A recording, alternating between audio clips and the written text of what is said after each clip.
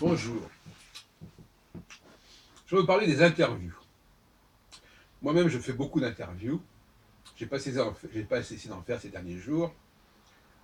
Et j'écoute aussi les interviews qui sont faites sur France Culture ou ailleurs, enfin, sur France Culture de avant. Et ce sont ce que j'appelle des fausses interviews.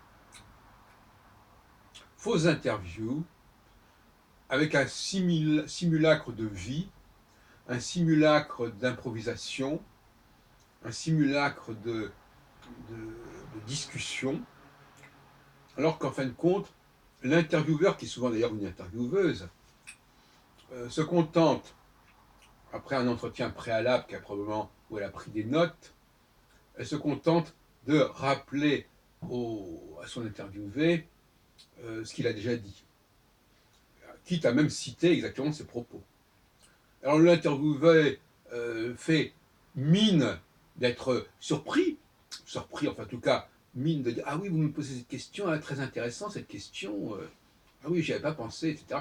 Alors qu'en réalité, on lui renvoie simplement comme en miroir le résumé de ce qu'il a dit préalablement avant l'interview.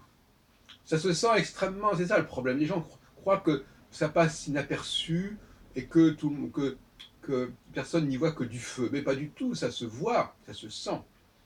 Alors ne parlons pas dans ces mêmes interviews de moments où l'intervieweur lit un texte, qui est peut-être un truc aussi qu'on lui a soumis, en mettant le ton de façon à ce qu'on ne sache pas très bien s'il le lit ou pas.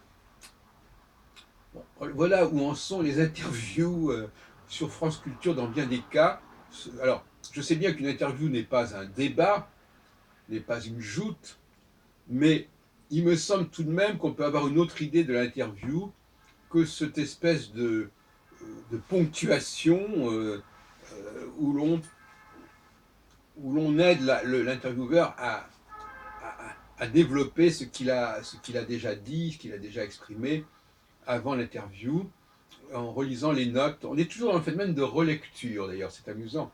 Soit l'intervieweur relit les notes qu'il a prises avec l'interviewé précédemment, soit il lit, je ne sais pas, une quatrième de couverture ou un passage de quelque chose comme cela, sans véritablement qu'on sache qu'il le lit. Il ne met pas forcément des guillemets. Ça, c'est toute la problématique, n'est-ce pas, de dire des choses sans mettre les guillemets. Et donc, on les dit comme si ça venait de soi et comme si on se moque un petit peu, en quelque sorte, de l'auditeur. Surtout quand c'est l'auditeur et non pas le téléspectateur qui ne voit donc pas si la personne tient des papiers ou a des notes sous les yeux, et puis quel genre d'échange de regard peut y avoir entre les uns et les autres. Moi, en ce qui me concerne, je ne considère pas ce genre d'interview comme intéressant. J'ai une vision radicalement opposée, ce qu'on peut dire, de cette notion d'interview, qu'on peut discuter d'ailleurs, qui a ses faiblesses aussi, certainement, qui consiste à en savoir le moins possible sur la personne et d'être à l'écoute de ce qu'elle dit, tout simplement, et de réagir à ce qu'elle dit. Et donc, quelque part, ce que dit l'interviewé euh, nous parle et révèle quelque chose qu'il va falloir creuser. Donc l'intervieweur, c'est un peu une sorte de psychanalyste, en fait, qu'on dirait qu'il entend quelque chose, il réagit, mais ce n'est pas, il ne va pas simplement poser une question dont il a déjà la réponse en ne faisant que répéter ce que l'autre, on sait très bien qu'il va dire ou qu'il va développer. Je considère que ça, c'est une fiction, c'est une mascarade, c'est grotesque d'une certaine façon.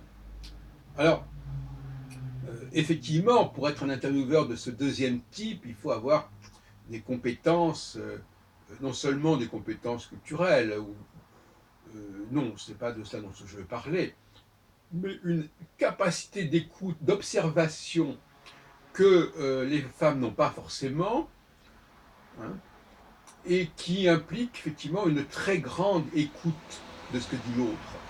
Et c'est tout le problème, c'est que dans la plupart des cas, même dans l'interview, mais notamment aussi dans les colloques ou dans les rencontres ou même dans les cafés philo, les gens ne s'écoutent pas. chacun parle à son tour, où chacun joue sa partition, mais finalement, on a une écoute extrêmement flottante.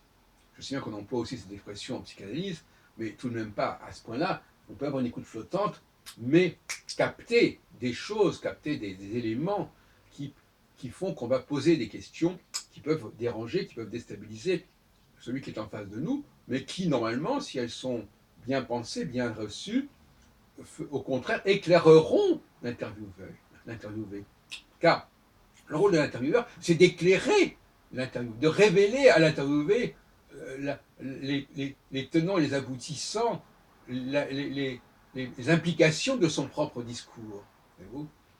Et donc de le mettre en question, de le questionner et de l'amener à se questionner.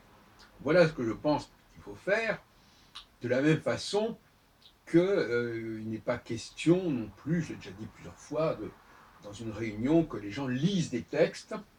Je sais que pour certains, ils pourraient même distribuer à la limite, c'est-à-dire ça se fait dans différents endroits, notamment dans le milieu religieux, on distribue des textes et on les lit. Ou alors encore plus drôle, on projette le texte sur un écran, par exemple PowerPoint ou ailleurs, et le conférencier lit le texte qu'il a mis au tableau.